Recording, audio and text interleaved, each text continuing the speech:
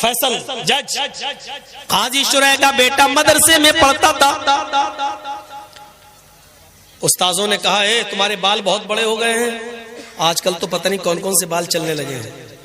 اب وہ ایک اور بال چلنے لگے ہیں, سور کٹ.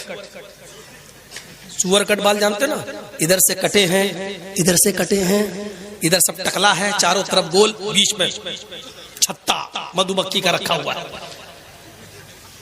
اس کو ہمارے یہاں کہا جاتا سور کٹ بال.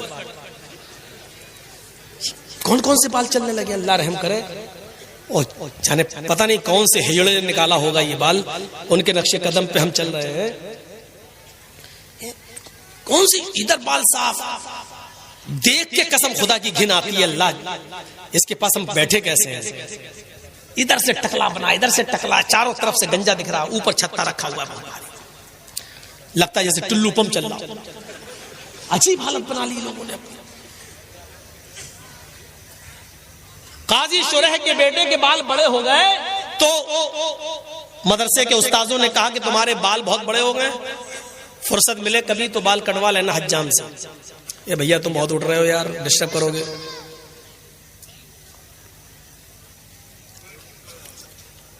تو بیٹے نے کہا ٹھیک ہے.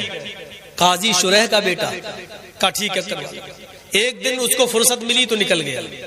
اس نے سوچا بال کٹوا کے جلدی آ جاتا ہوں, لیکن حجام نے اس کو دکان پہ بٹھا لیا, بیٹے بیٹھ جاؤ, ایک آدمی کے بال کاٹنے کے بعد تمہارے بال, تمہارا نمبر آ جائے گا. اتفاق دیکھیے, جیسی وہ آدمی اٹھا ان کا نمبر آیا, قاضی شرح کے بیٹے کا نمبر آیا, ویسی اذان ہونے لگی مسجد. لیکن اس نے بال کاٹنا شروع کر دیے تھے. اچھا اس زمانے میں گھڑیاں بھی نہیں تھی کہ دیکھ لے چچا میں نماز کے بعد آؤں گا, اندازہ ہی نہیں ہو پایا. بال کٹنا شروع, ادھر اذان شروع. جب تک بال کٹے تب تک جماعت ختم. قاضی شرح کا بیٹا بال بنوانے کے بعد, حجامت کروانے کے بعد جب مدرسے آتا ہے, کیا دیکھتا ہے کہ جماعت ختم ہو چکی ہے. اس نے وضو بنایا اور مسجد کے اندر اکیلے نماز پڑھ لیا. نماز پڑھا اکیلے, سورج بھی غروب نہیں ہوا تھا, تھوڑی سی دیر ہوئی تھی بس, اکیلے نماز پڑھ لیا. لیکن جماعت چھوٹ گئی. مدرسے کے اساتذہ نے پوچھا کہ تم کہاں تھے؟ اس نے کہا بال بنوانے میں دیر ہو گئی. مدرسے کے اساتذہ نے اس کو عذر نہیں سمجھا. نہیں, یہ کوئی عذر نہیں ہے, تو تمہیں سزا کیا دی جائے؟ سزا کے لیے تمہارے باپ کو ہی لیٹر لکھتا ہوں. شہر کے قاضی ہیں, سب سے بڑے جج ہیں, دیکھیں تمہارے باپ تمہارے بارے میں کیا فیصلہ سناتے ہیں. اور سنو نوجوانوں, اور اگر ان کے ماں باپ زندہ ہیں تو سنیں. مقدمہ حضرت شرح کی عدالت میں آتا ہے. قاضی صاحب آپ کے بیٹے نے ایسے وقت میں بال کٹوائے کہ عصر کی اذان ہونے لگی. آپ کا بیٹا جب بال بنوانے کے بعد مدرسے میں آیا تو جماعت ہو چکی تھی, اس نے بعد میں نماز پڑھ لی. آپ خود فیصلہ کیجئے کہ جماعت چھوڑنے کی سزا اس کو کیا دی جائے. قاضی شرح نے اس لیٹر کے پیچھے ایک فیصلہ لکھ دیا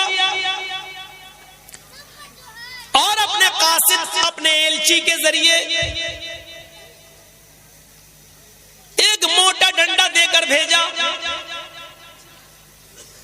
موٹا ڈنڈا اس قاصد نے مدرسے کے استاد کو دے دیا, جو ہیڈ ماسٹر تھا, جو پرنسپل تھا اس کو دے دیا, لیجیے. اور لیٹر میں سزا لکھی ہوئی ہے. خط پڑھتا ہے مدرسے کا پرنسپل,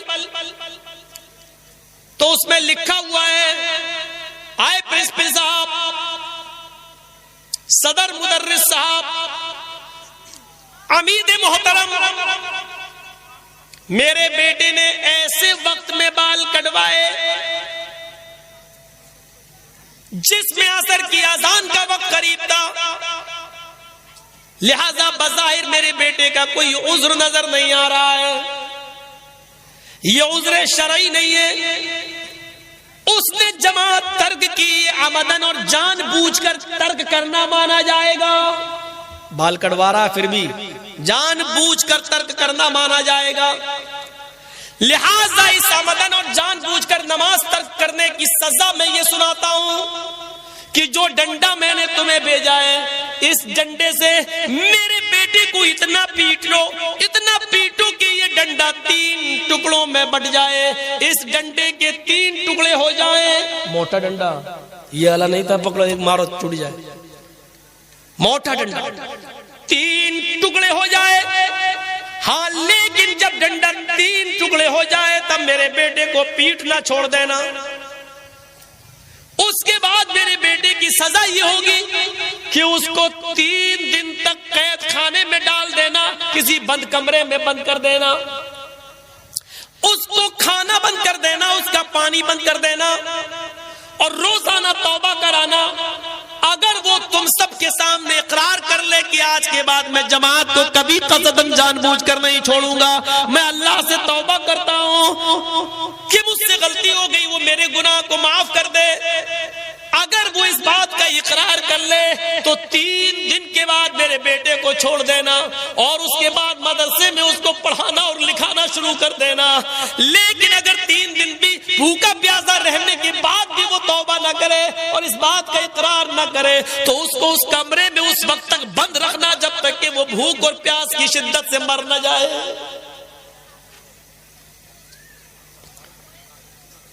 ایک وقت کی نماز، اور نماز نہیں چھوٹی تھی، نماز تو پڑھ لیا تھا، جماعت چھوٹی تھی۔ ایک وقت کی، وہ بھی بال بنوانے میں۔